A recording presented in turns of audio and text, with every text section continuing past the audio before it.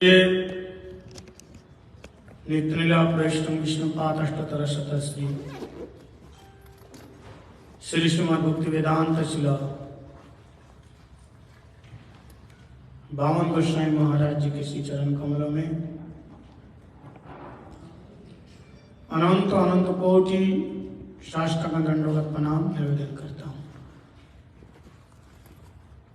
तदनंतर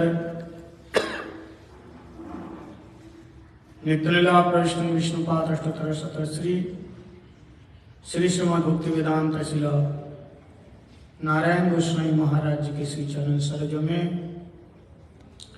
अनंत अनंत कोटि साष्टांग दंडवत प्रणाम निवेदन करता हूँ। रूपानुग गुरुवर्ग सरस्वती दंडीपादगण एवं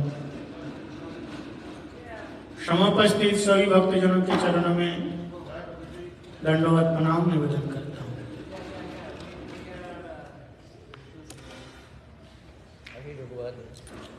एक बार सभी लोग बोले हरे कृष्णा हरे कृष्णा कृष्णा कृष्णा हरे हरे हरे राम राम राम हरे हरे। तो आज विशेष दिन है।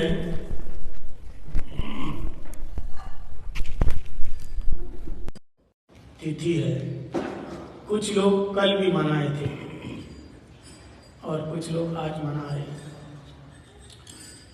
शिव तत्व बड़ा ही जटिल है। शिव जी को हम किस रूप में देखेंगे?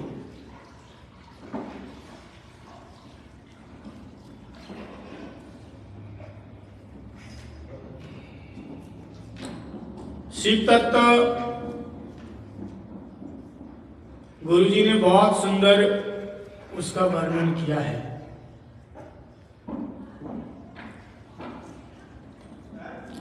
वैष्णवानाम जथा शंभु निम्न गानाम जथा गंगा क्षेत्राणाम जथा काशी पुराणानाम श्रीमद्भागवतम और अच्युत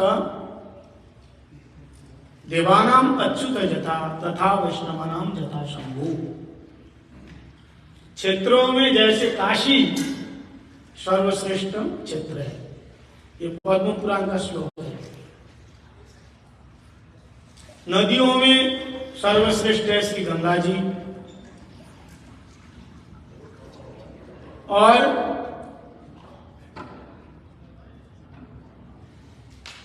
देवों में सर्वश्रेष्ठ है भगवान श्री कृष्णा। ठीक इसी प्रकार वैष्णवों में सर्वश्रेष्ठ क्या है? शंभु। वैष्णव नाम जथा शंभु। शंभु कौन है? पद्म पुराण में कहा शंकर जी परम वैष्णव है।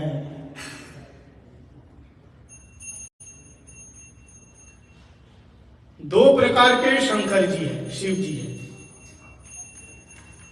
दो प्रकार के, एक है सदाशिव और एक है रुद्र शिव। 11 रुद्र है ना। एक है सदाशिव और एक है रुद्र शिव। तो सदाशिव कौन है? बड़े ध्यान से सुनना। ये भगवान का अंश अवतार है। सदाशिव महाविष्णु का ही अंश अवतार है सदाशिव। अगर मैं सदाशिव कैसे बनता है अगर मैं बोलूं तो थोड़ा ध्यान से सुनो, समझ में आएगा। इसके बाद एक दो लीला भी सुना देंगे। कैसे सदाशिव का स्वरूप बनता है? कहते हैं जो माया है भगवान की 3 शक्ति, बहिरंगा शक्ति, जो माया का जड़ शक्ति और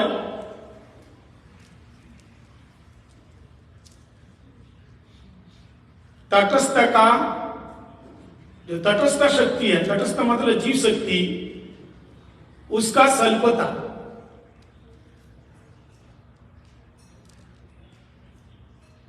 अब स्वल्पता क्या? तीनों का। और जो चित शक्ति है उसका लादिनी संवित का मिश्रण, यानी सचिद आनंद। जो लादिनी शक्ति है, संवित शक्ति, बहिरंगा शक्ति और तटस्थ शक्ति, इन तीनों का सम्मिश्रण से एक स्वरूप बना है। गुरुजी ऐसे बताया, उसको कहते हैं सदाशिव। अब उन्हीं सदाशिव के अंदर से 11 रुद्र प्रकट होता है। और भी इसका, जैसे शिव जी का लिंग है, शिवलिंग, ये कैसा शिवलिंग बना है, और उसके नीचे जो पराशक्ति रमा देवी की परछाई है, शिव के नीचे जोनी है, वो कैसा बना है वो बताया। कहते ये कोई अश्लील शब्द नहीं है। तो मूल तत्व में देखा जाए, मूल जो महाविष्णु है उसका ही अंश अवतार सदाशिव है। लेकिन कैलाश में, केदारनाथ में, अमरनाथ में जो शंकर जी है, गुरु जी कहते हैं वो रुद्र शिव है। और रुद्र शिव का काम क्या है? वैराग, तामस और राजस, इन तीनों गुणों से संवृत होकर के अहंकार से ये संसार का संहार करते हैं। तो ये तो हो गया छोटा सा एक तत्व की छोटी सी बात है। अब आइए, वैष्णव नाम जटा शंभु, शंकर जी का पद ब्रह्मा जी के पद से बहुत ऊंचा है। ब्रह्मा कोई 4 आश्रम और 4 वर्ण 100 जन्म तक ठीक ठीक पालन कर लेते हैं तो वो ब्रह्मा जी बन सकता है। इसको कहते हैं वर्णाश्रम धर्म। अभी हमको पता नहीं है वर्ण क्या है, आश्रम क्या है, तो पालन कैसे करेगा? जब तक वर्णाश्रम धर्म पालन नहीं करेगा तो संसार में उत्पात खड़ा होगा, नियम श्रृंखला संसार में नहीं रहेगा।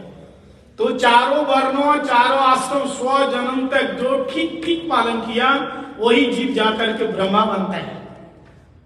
ठीक है। और जो 100 जन्म तक ब्रह्मा जी का पद को संभालते हैं, ठीक ठीक नियम विधि से पालन करते हैं, वो जाकर के सदाशिव के अंश जो रुद्र है, रुद्र का काम कर सकता है। तो इस प्रकार से दिया है। इसलिए ब्रह्मा जी के पद की अपेक्षा इसलिए शंकर जी का पद सर्वश्रेष्ठ है। और शंकर जी को जैसे सारे देवताओं के, मनुष्यों के अंदर 50 गुण हैं, लेकिन शंकर जी के अंदर परिपूर्ण प्रचुर मात्रा में 50 गुण है। और एक 5 गुण आंशिक रूप में शंकर जी में दिखाई देते हैं। जो रुद्र अवतार है वो विभिन्न अंश के अंदर लिया गया, वो जीव कोटि विशेष हो सकता है, लेकिन सदाशिव वो भगवान के गुणावतार है। अब कुछ समझ में नहीं आया, लेकिन आप इतना समझो, आप जिस शंकर जी का भजन करो वो शंकर जी गोपेश्वर महादेव होना चाहिए, वो गोपी का रूप बनाने वाला शंकर जी होना चाहिए। नहीं तो ये गोपेश्वर महादेव कृष्ण प्रेम देने वाले हैं, और रुद्र जो शिव है आपको दुनियादारी, घर बार, परिवार, संपत्ति, इज्जत, मान, सम्मान सब कुछ दे देंगे जो मांगोगे। आपको जो चाहिए शंकर जी देने में खुश है। इसलिए इनका एक नाम है आशुतोष। शंकर जी का एक नाम क्या है? आशुतोष। आशु शीघ्रम तुष्यति इति आशुतोष, बहुत जल्दी खुश होने वाला है। जितने देव है ना, देवों का देव है, देवानाम अग्रगण्यम, इसलिए इनका नाम है महादेव। ठीक है, इनका नाम क्या है? महादेव। देखो जो अमृत पीते हैं उसको देव कहते हैं। जो अमृत पीते हैं, अमृत किसने पिया? देवता लोगों ने पिया। बड़े ध्यान से सुनो, जो अमृत पीते हैं उसको देव कहते हैं, और जो विष पीते हैं उसको महादेव कहते हैं और जो विष पी करके भी अमृत जैसे मुंह बनाता है उसको पतिदेव कहता है। उसको क्या बोलते हैं? पतिदेव कहते हैं। विष पी रहा है घर में, घूट घूट करके जी रहा है बेचारा, फिर भी चेहरा खुश बना के रहते यार बेचारा पतिदेव है, ये पतिदेव है, बेचारा है। लेकिन यहाँ माता जी लोग तो ऐसे है ही नहीं, ये तो सत्संग करने वाली है। आपके घर में ऐसा थोड़ी ना होगा। आप तो अपना पतिदेव को परमेश्वर मानते हो, है ना? आप लोग सत्संग में आ गए, आप लोग ऐसा थोड़ी ना, आप तो पतिदेव को पूछते हैं। पतिदेव को इंग्लिश में क्या बोलते हैं? हस्बैंड बोलते हैं। ये ऐसा बैंड है कितना भी बाधा फिर भी हंसता रहता है। इसकी आवाज बाहर तक नहीं जाएगी, जाएगी? सारा दिन बेचारे को डांटते रहते, कहा जाए तो कहाँ जाए, जाए तो कहाँ जाए। नहीं किसी का, अब मैंने क्या बोला, तुम लोगों की बात थोड़ी कह रहा हूँ, ये हॉलैंड वालों की बात कह रहा हूँ। तुम्हारी बात तो और कहीं जाके कहेंगे। गलत बात बिल्कुल नहीं है, दोनों को मिला जुला के रहना चाहिए, ठीक है? एक का दोष नहीं होता है। तो कहने का मतलब है ये महादेव शंकर जी वैष्णव है, जहर को पीना पड़ा। आशु शीघ्रम तुष्यति इति आशुतोष, इनका नाम है शंकर। शम कल्याणम करति शंकरः, जो हमेशा कल्याण करने वाले हैं, इसलिए इनका नाम है शंकर। देखो दुनिया वाले जितने सारे देव है ना, किसी ने अलंकार ले लिया, किसी ने वस्त्र ले लिया, किसी ने मोतियों का माल ले लिया, लेकिन भोले बाबा एक केवल ऐसा देवता है, ना तो अलंकार चाहिए, ना मोतियों की माल चाहिए, ना वस्त्र चाहिए, ना आभूषण चाहिए। बोले भैया हमें कुछ भी नहीं चाहिए, अगर तू देना चाहते हैं थोड़ा सा जल दे दे। वो भी ये नहीं कहा कि गंगा जल दे दो। पत्रम पुष्पम फलम तयम यो में भक्ता प्रदिच्छति। चिता भस्म, शरीर में चिता भस्म लगाने वाले हैं, बहुत ही रमने वाले हैं। देखो कितना विचित्रता है। शंकर जी स्वयं रहता है शमशान में, रहता है कि नहीं, लेकिन भजन करने वालों को महल बना देते हैं। रावण ने किया, कंस ने किया, जरासंध ने किया, उसको महल बना दिया। स्वयं सरपन की माल पहनते हैं, लेकिन भजन करने वालों को मोतियों की माला पहना देते हैं। स्वयं बागंबर पहनते हैं, लेकिन भजन करने वालों को पटंबर धारण देते हैं, रेशमी वस्त्र पहना देते हैं। ऐसे दयालु हैं। शंकर जी जैसे दयालु नहीं है। बोले भाई घर वाले जब बाहर निकाल देते हैं ना, तो मेरे पास आ जाओ। तो कहां बाहर निकाल देते? शमशान में तो छोड़ के आते हैं कि नहीं, मरने के बाद। जब तक तुम्हारे शरीर में जान है, तुम काम कर सकते हो, परिवार वाले तुमको बहुत प्यार करेगा। जावत धनम उपार्जय तावत ज्ञाशक्तम, आदि गुरु शंकराचार्य कह रहे हैं तुम बहुत प्यारा बच्चा है मेरा बेटा, क्यों पैसा कमा के ला रहे हो, तुम बहुत अच्छे पति हैं, क्यों तुम हमारे मन की हर बात पूरी कर रहे हो। ये मैं कह रहा हूं मैं, जावत धनो उपार्जनम तावत ज्ञाशक्तम, जब तक पैसा कमा के, चाहे पति हो, चाहे पत्नी हो, चाहे बेटा हो, चाहे बेटी हो, संसार इसलिए मतलब का कहां है। जब तक ला के दोगे तब तक बहुत अच्छे हैं, तावत ज्ञाशक्तम। लेकिन जब किसी काम का नहीं है तो बन जाओ राम का। संसार का नहीं है तो चले जाओ, हरिद्वार में चले जाओ, वृंदावन में जाओ। यहाँ काय को मर रहे हो, यहाँ का काम है, यहाँ कोई काम नहीं है, वृंदावन को जाओ। तो भोले बाबा कहता है मरने के बाद कोई घर में एक क्षण रखने के लिए तैयार नहीं है, जिसको तुम इतना पति कह के ढोलता फिर रहे हो, मेरे प्राणनाथ है, जानू है, पता नहीं है क्या क्या संबंध में बुलाते हो। और जैसे जानू का जान निकल गई तो तुरंत जानू हो गए पर आए। बोले भाई जल्दी इसको बाहर निकालो। तो शंकर जी कहता है मेरे पास आ जाओ, शमशान में रहने वाले ऐसे दयालु, ऐसी कृपालु है। और इनका नाम है भोले। बिमला जी ने कहा कि महाराज बहुत सहज सरल करके बताना, तो बिल्कुल सरल बता रहा हूं भागवत की एक कथा से। गुरुजी बोलते थे कथा में कि भागवत के एक प्रसंग है, एक था नाम भस्मासुर। क्या नाम था? भस्मासुर। उसका नाम है शकुनी, लेकिन बाद में नाम पड़ा भस्मासुर। ये शिव जी का तो भक्त है, लेकिन एक नंबर का मतलबी। और आपको बताऊं, बुरा नहीं मानना, जो है वही बताऊंगा। शंकर जी के जितने भक्त हुए, आपको एक एक करके नाम गिनाऊंगा। केवल स्वतंत्र रूप से जो शंकर की भक्ति करते हैं, ऐसे लोग तामसिक होते हैं। ऐसे लोगों को स्वयं भगवान विष्णु ने मारा। शंकर जी कुछ नहीं बोले। रावण शंकर जी का भक्त था, हिरण्याक्ष शंकर जी का भक्त था, हिरण्यकशिपु शंकर जी का भक्त था, कंस शंकर जी का भक्त था, जरासंध शंकर जी का भक्त था। सारे लोग तो थे, लेकिन सारे को भगवान विष्णु ने मारा। क्यों? क्योंकि ये लोग मतलब होते हैं, इसको केवल दुनियादारी चाहिए, भगवान से कोई मतलब नहीं। ऐसे शकुनी नंदन वृकासुर, बाद में भस्मासुर पड़ा। शकुनी का बेटा नाम वृकासुर, वो महाभारत वाले मामा जी नहीं है, ये दूसरे शकुनी। उसका एक बेटा का नाम विकासुर, बाद में भस्मासुर पड़ा। इसने नारद जी से सुना, सबसे पहले सबसे जल्दी खुश होने वाला देवता नाम शंकर जी है। इसलिए देखो ना, दुनिया के लोग टूट पड़ते हैं, बहुत जल्दी खुश हो जाते हैं। पैसा तो लगता ही नहीं, पानी तो चढ़ाना है। बोले तुम शंकर जी का भजन करो, बहुत जल्दी खुश हो जाएगा, और जो कुछ भी मांगेगा वो तुरंत दे देगा। अच्छा है ना? तो वो इसने क्या किया, वो तो बोले ठीक है महाराज। जंगल में गया और बैठ करके ओम नमः शिवाय, ओम नमः शिवाय, ओम नमः शिवाय जाप करने लगा। शंकर जी बड़े प्रसन्न हुए। शंकर जी प्रसन्न होकर के, क्योंकि बहुत जल्दी खुश होने वाला है, मेरा भक्त है।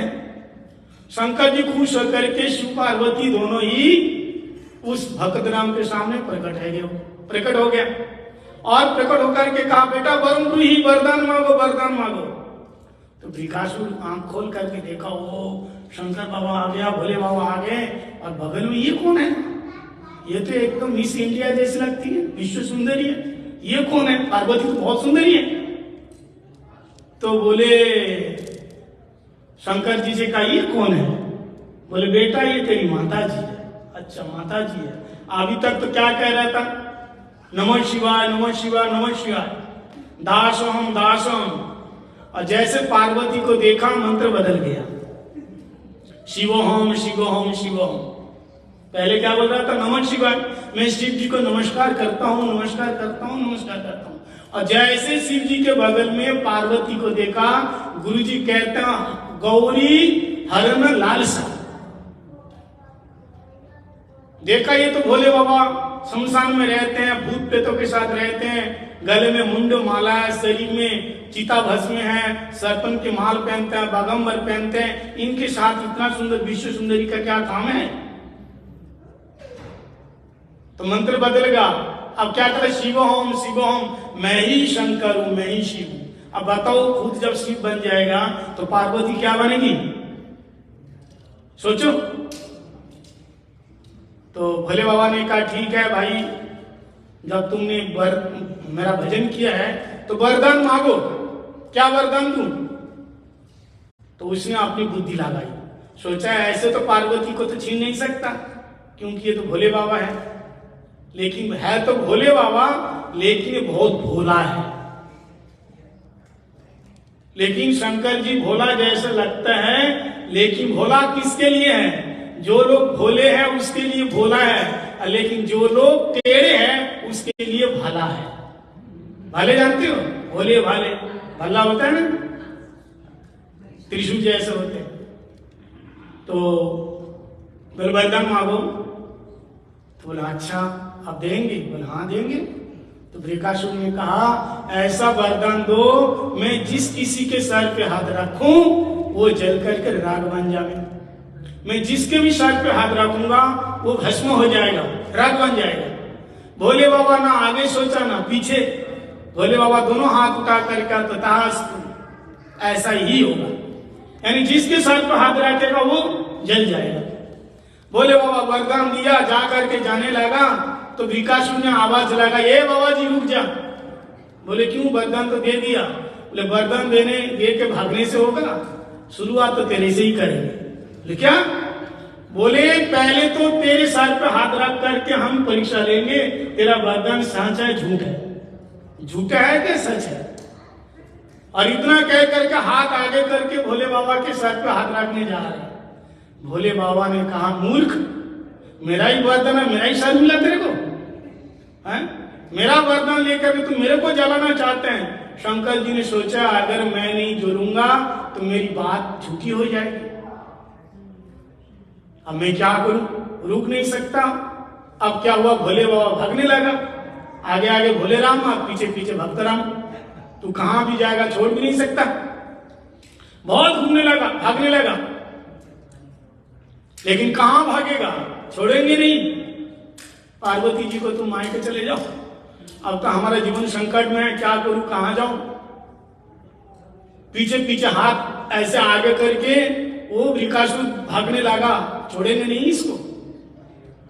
अब शंकर जी जोर जोर से भगवान को कहने लगे, हे प्रभु कहां हो आप, जल्दी आओ, रक्षा करो त्राहिमाम।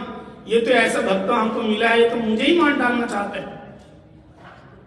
भगवान मनी मन कहा चिंता मत करो, मैं आता हूं ना। इतने में भगवान जी एक छोटा सा बालक का रूप बना करके दोनों के बीच में आकर के ऐसे हाथ फैला के खड़े हो गए और कहा, शकुनी नंदन, पिताजी का नाम लेकर बुलाया, क्यों भाग रहे हो। विकासुर ने कहा, मेरे पिताजी का नाम लेकर बुलाते, ये कौन है, ऐसा लगता है मेरे पापा को जानते हैं। भाई तुम देखने में तो बहुत छोटा है, लेकिन मेरे पिताजी को कैसे जानते हो। बोले मैं देखने में बहुत छोटा हूं, लेकिन मैं बहुत पुराना हूं। अच्छा वो सब छोड़ो, तुम क्यों भाग रहे हो, इतना पूरा शरीर पसीना पसीना हो रहा है। बोले अरे कोई बस वो शंकर जी है ना। बोले हाँ, उसने मेरे को वरदान दिया, जिसके सर पे हाथ रखूं जल के भस्म हो जाएगा। अब देखो ये वरदान में सच करने जा रहा हूं, भाग रहे हैं। तो भगवान जी ने कहा, अरे भाई शंकर जी आजकल सच कहां बोलते हैं। बोले क्यों, क्या हो गया। बोले अरे भाई वो तो किसी नशा में पड़ा रहता है, तुमको मालूम नहीं है। अब तुमको ऐसे भागने की क्या जरूरत है। बोलो देखो ये वरदान मेरे को भी दिया, अरे मैं कितना बार अपने साथ पे हाथ रखूं, मेरे को तो थोड़ा सा आंच तक भी नहीं लगा, गर्म तक नहीं हुआ सर। और ऐसे भागने की क्या जरूरत है। अगर तुम परीक्षा लेना चाहते हैं तो अच्छा खासा साथ तेरे पास भी है, अपना हाथ अपने सर पे रख के परीक्षा ले लो। तो वृकासुर ने कहा, ब्रह्मचारी तू हमको पागल समझ के रखा, अगर मैं अपना हाथ सर पे रखूंगा मैं जल नहीं जाऊंगा। और मेरी गारंटी, बोले जब जल जाऊंगा तो गारंटी लेके क्या करूंगा। बोले कुछ नहीं होने वाला है, ऐसा थोड़ी आंच लगेगी, पहले हाथ ऊपर करो, थोड़ा सा आंच लगने लगेगा तो समझे काम होने वाला है, तो हाथ हटा लेना। भगवान ने बात बनाई, लेकिन ये तो करंट का तार है, छूने से ही होगा ना।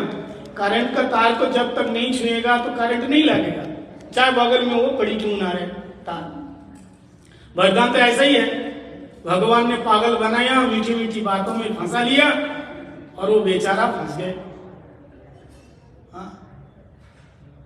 हाथ ऐसा किया, बोले आंच लगता है, बोले बिल्कुल कुछ नहीं होता है। बोले कुछ नहीं है, और नीचा करो, और नीचा किया, थोड़ा सा धक्का सा लगता है। बोले महाराज कुछ होता ही नहीं। बोले कुछ होगा ही नहीं, हाथ धर लो,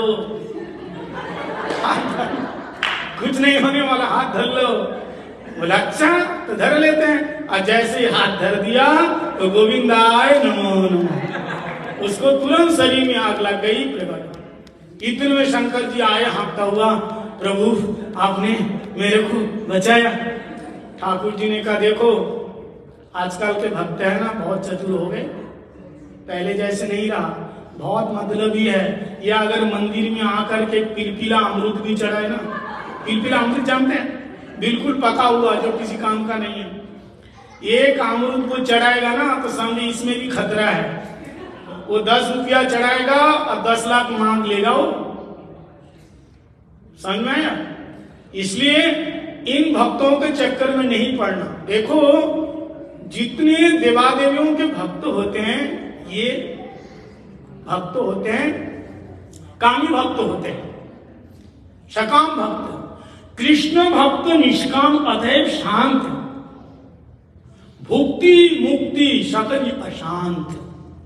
हमारे ग्रंथ में कहा है कृष्ण भक्त निष्काम,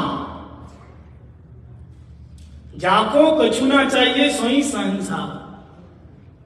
जिसको कुछ भी नहीं चाहिए वही तो सहंसा है, बादशाह है। निष्काम कौन है? निष्काम भगवान के भक्त हैं। वो भी कौन? कृष्ण भक्त है। हमारे अंदर जो कामना है ना, यही हमको मारते हैं। धैर्य विषाम पुंष संगतेषु प्रजायते, संगात संजायते, काम क्रोध अभिजायते, क्रोधात भवति सम्मा, सम्मा स्मृति भंसा, स्मृति भंसा बुद्धिनाश, बुद्धिनाशात प्रणश्यति। गीता का श्लोक है। इसका मूल में क्या है? धैर्य विषाम पुंष, हमारा विषय है, विषयों का अनुराग, यही कामना ही हमारे मन में जो भोग पाने की इच्छा है, इच्छा मरने के आखिरी श्वास तक मन की इच्छा रहती है। आप सोच रहे हैं ना बूढ़ा हो जाएंगे, इंद्रियां शिथिल हो जाएगी, जब किसी काम का नहीं रहेंगे, संसार का भोग करने नहीं पाएंगे तो भजन करेंगे। ऐसा मत सोचो। वयव जिग्नति तृष्णा न जीर्णति। शरीर की इंद्रियां शिथिल हो जाते हैं, जड़ हो जाते हैं, अचेतन हो जाते हैं, ठंडे पड़ जाते हैं, लेकिन मन की इच्छा पूरी नहीं होती है। अंगम गलितम फलितम मुंडम दशनम विहीनम जातम तुंडम दंडा गृत्वा विद्दम जाति तदवि न मुंचति आशा पिंडम भज गोविंदम गोविंदम भज मूढ़ मते। यहां शंकराचार्य जी कह रहे हैं अंगम गलितम, शरीर में झुर्रियां पड़ जाएगी। अभी नई जवानी है ना, शरीर ताजा है, किसी का आगे हम झुकते नहीं, ओ हम तो बड़ा ब्यूटी है, सुंदर है। एक दिन ऐसा आएगा शरीर की जो सुंदरता है ना, वो धीरे धीरे निखर जाएंगे, बिखर जाएंगे। अब निखरा हुआ है वो बिखर जाएंगे। शरीर में झुर्रियां पड़ जाएगी, आंखों की रोशनी चली जाएगी, फलितम मुंडम, बाल सफेद हो जाएगा, दशनम वीनम, दांत एक एक करके गिर जाएंगे, दंडा गृत्वा विद्दम जाति। तुम 6 फुट के हो ना, कमर झुक जाएगी, हाथ में डंडा लेकर के जाओगे तो घर वाले कहेंगे बुड्ढा कहां जा रहा है। ऐसी परिस्थिति में तदवि न मुंचति आशा पिंडम। फिर भी शरीर की यही परिस्थिति है, फिर भी मन की इच्छा पूरी नहीं होती, मन की इच्छा पूरी नहीं होती है। इसलिए मन की इच्छा पूरी करने के लिए क्या करना है? भगवान का भजन करना है। इसलिए कहते हैं कि शंकर जी कहते हैं देखो मन की इच्छा पूरी नहीं होती है, इसलिए शंकर जी का भजन करके हमको क्या मांगना है? उनसे केवल भक्ति मांगना है और कुछ नहीं मांगना। अब दुनियादारी मांगने की जरूरत नहीं है, वो अपने आप मिल जाएगा, आपके कर्म जैसे ऐसे मिल जाएगा। आप पढ़ाई लिखाई किए बिना, पढ़े बिना परीक्षा में जाओगे तो भगवान पास नहीं करा देगा। भगवान कहते हैं कि कर्म तुम करो, कर्मण्येवाधिकारस्ते मां फलेषु कदाचन। कर्म तुम करो, उसका फल मैं दूंगा। कर्म किए बिना वो फल वो देगा ही नहीं। अब सोच रहे कि बैठे बैठे परीक्षा में पास हो जाएगा। अब ऐसा करो, गीता में भगवान ने कहा अनन्ना माम जे जना पर्युपासते, जो मेरी अनन्ना भक्ति करते हैं उसको मैं ही खिलाता हूं। तो आप ऐसा करो, आज कमरे के अंदर चले जाओ, रूम के अंदर, और अंदर से खिड़की लगा लो, दरवाजा लगा लो, कुंडी लगा लो, और बैठे बैठे सोचो कि भगवान हमें खिलाएंगे। वहीं प्यास और भूख के मारे सूख करके सिकड़ जाओगे, मर जाओगे, लेकिन भगवान आने वाले नहीं है। भगवान तुमको हाथ दिया, शक्ति दिया, बुद्धि दी, सब कुछ दिया है। तुम कर्म करो, सेवा करो, भगवान की प्रसाद पाओ। लेकिन जो अनन्य भक्त हो जाते हैं उसके लिए भी भगवान कहते हैं मेरी जो माला है हरि नाम वो जाप करो, मानसिक चिंतन करो, वो भजन करते हैं तब भगवान खिलाते हैं।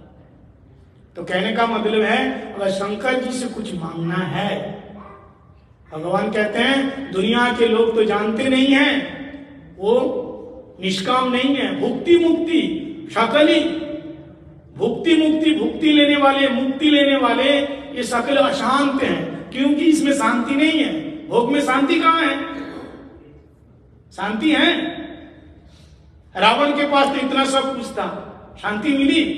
उस समय रावण जैसे बलवान, रावण जैसे बुद्धिमान, रावण जैसे विद्वान, रावण जैसे शक्तिशाली कोई नहीं थे, फिर भी रावण जैसा अशांत कोई नहीं थे। इसलिए भगवान का भजन करो, बचपन से करो, जब से आपका होश संभला तभी से भगवान का भजन करो। ये मत सोचो बुढ़ापे में भगवान का भजन करेंगे, बुढ़ापे में तो भगवान का भजन होता ही नहीं, बल्कि बुढ़ापा आएगी इसकी भी कोई गारंटी नहीं है। बुढ़ापे में भजन केवल उसको होते हैं जो बचपन से प्रैक्टिस कर रहे, अचानक आगे भजन नहीं होगा। बुढ़ापे में भजन करने का मतलब क्या मालूम है? हाथी को गोद में बिठाना। हाथी को कौन गोद में बिठा सकते हैं? कोई है? हाथी को गोद में बिठाना बुढ़ापे में भजन करने का मतलब असंभव। कोई हाथी को गोद में नहीं बिठा सकता। बोले जैसे हाथी को गोद में बिठाना असंभव है, हाथी को गोद में बिठाना, और मच्छर को कपड़ा पहनाना। मच्छर को कोई कपड़ा पहना सकते हैं? कितना असंभव काम है। बोले जैसे असंभव है ऐसे बुढ़ापे में भजन असंभव है।